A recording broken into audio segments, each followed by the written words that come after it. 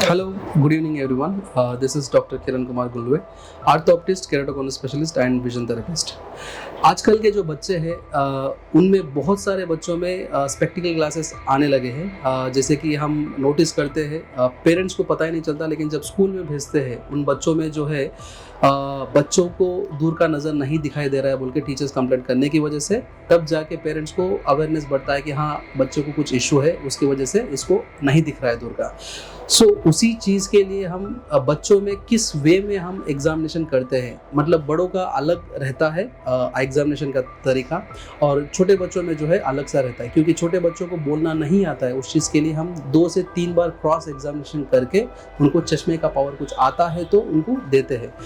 सो उसमें जो पहला तरीका है नॉर्मली हम हैंड मूवमेंट्स बताते हैं। ओके, सो हैंड मूवमेंट जो है विद इन अंडर 1 ईयर का जो बच्चा है उनको हम हैंड मूवमेंट्स दिखा रहे हैं तो वो उसे फॉलो कर रहा है या नहीं है वो वहाँ पे हम फाइंड आउट करते हैं। Certain distance 3 meters, 4 meters, 6 meters. So उसके बाद हैंड मूवमेंट अगर फॉलो कर रहे हैं तो उसके बाद हम उनको फिंगर्स बताना शुरू करते हैं 1 2। सो उनको भी बोलने लगते हैं 2 2, 3 3, 1 1। इस तरह से हम ये एग्जामिनेशन घर में भी कर सकते हैं।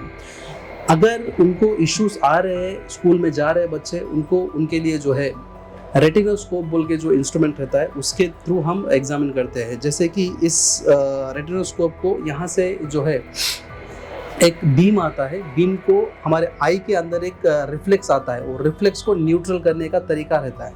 सो न्यूट्रल किस वे में हो रहा है, कितने पॉइंट पे हो रहा है, सिलेंड्रिकल पावर है या फिर स्फेरिकल पावर है। सो उसके अकॉर्डिंगली हम रेटिनोस्कोपी से न्यूट्रल करते हैं जो आई का पावर है। उसके बाद भी हम सब कुछ पावर आने के बाद एग्जाम्पल -2 आ गया बच्चे में पावर, सो उसके लिए फिर से हम ड्रॉप्स डालेंगे आंखों में ड्रॉप्स डालने के बाद उसके बाद फिर से 1 घंटे के बाद चेकअप करेंगे। सो चेकअप करने के बाद भी पावर आ रहा है तो ज़्यादा या फिर फ्लक्चुएशन कुछ हो रहा है तो उसको 3 दिन बाद बुलाते हैं, हम PMT बोलते हैं।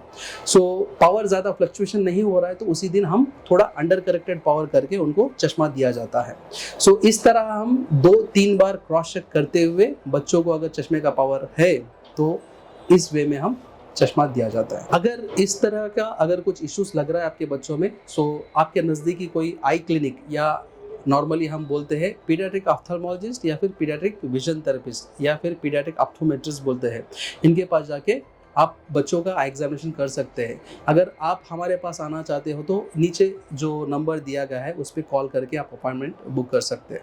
Thank you.